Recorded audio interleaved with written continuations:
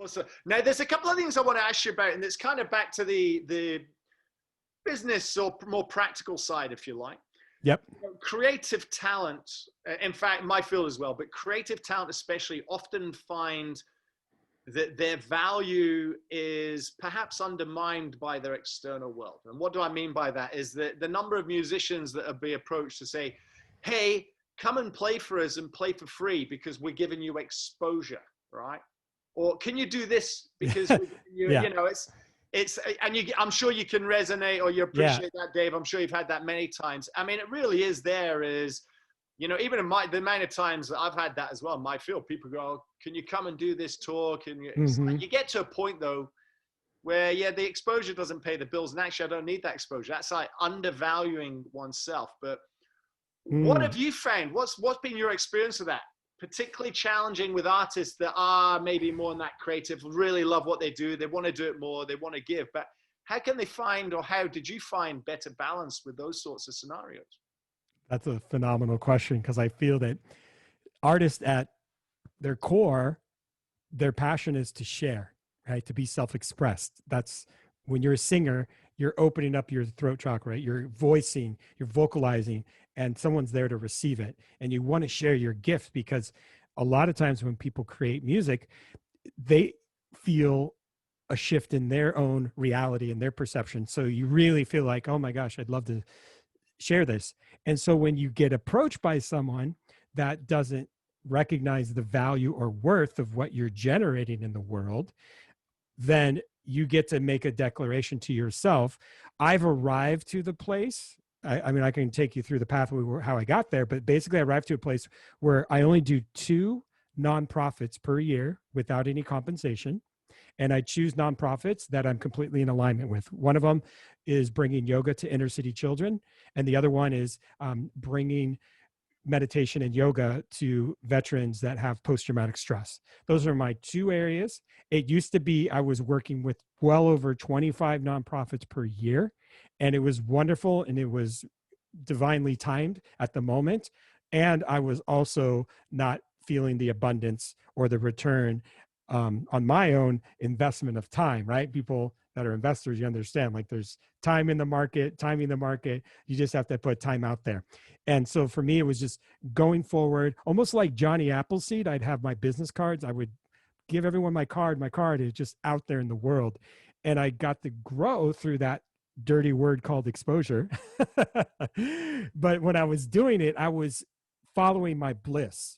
And I knew and I trusted that it was similar to you would possibly say to anyone, like, hey, there's a limited time that we get to offer our services and our gifts to the world. And there's a limited amount of space where I'm going to be this open. So what I would do, and the joke I tell people, you know, call your tax person up and ask them if they could do your taxes free of charge, because you're going to provide exposure. If that pulls over, if you can get that to work, or call your doctor and say, or whomever, you know, the analogy is, right? Hey, could you cut my hair for free today? Because I'm going to give you exposure. It doesn't work in any other industry.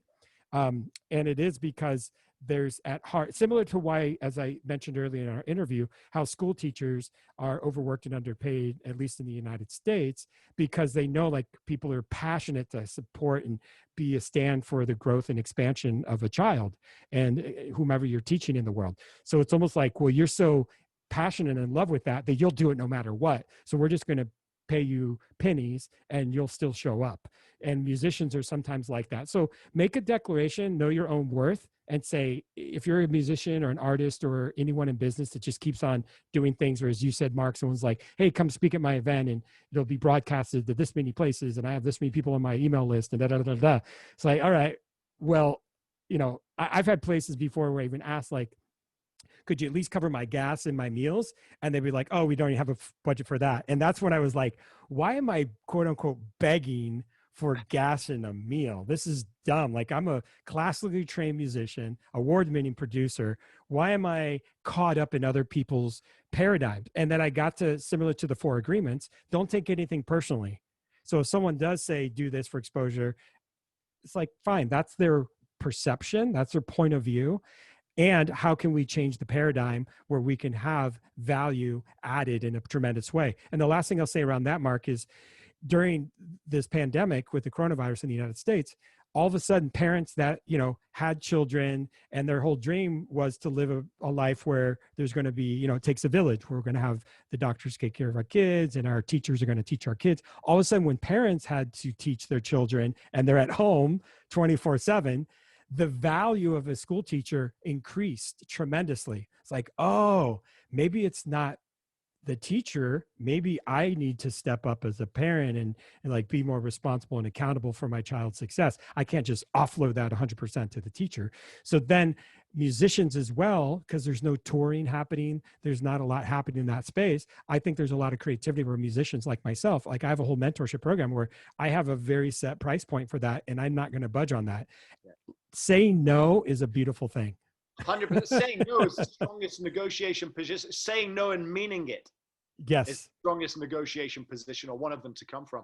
While you were talking, a couple of things really resonate. I love that. We're meaning-making machines. We give meaning to everything. But I think it's kind of nice to think about exposure here in the sense that if you were to overexpose yourself in the sense that they mean police, you'd be written up with a ticket at the very least and potentially seen as a felon, right? And sent to jail, right? So there is such a thing as overexposing oneself. Or even a photo that's overexposed, you can't see it, right? If you have a picture. Right, you can't see it. Well, that's the other point I was going to say, is that it really makes it, in this world especially, a lot of people that are overexposing themselves aren't necessarily the ones that have got the talent that you want to be listening to anyway, right? I mean, how many people see themselves as that singer, fine musician, classical artist, speaker, in my field, speaker, expert, and they're not, right? It's because the technology allows them to overexpose themselves, so they do. But it's almost like this clambering. And like you, I think what you said there I love, and that is, by all means, do it. Add value, absolutely. Do it on your terms. Not when you're asked for it. Do it on your terms. And I would concur with that 100%. I give value generously, but I'll do it in a way I wish to, I want to, in a manner I've selected. And I'm over generous, but I'm not going to bend to peer pressure of overexposure. And I don't really care about overexposure. And to your point, I think I say no as well to gigs. I've said no to paid gigs before. Yeah, same for me. Boundaries, right? Yeah, well, it is right there, is that if there's a big disalignment between the values as well, not every gig is worth taking on, not even as a paid gig. So certainly not when you're doing it as a value add as well, because, that I think that's a great way to look at overexposure. Is a great way to look at that.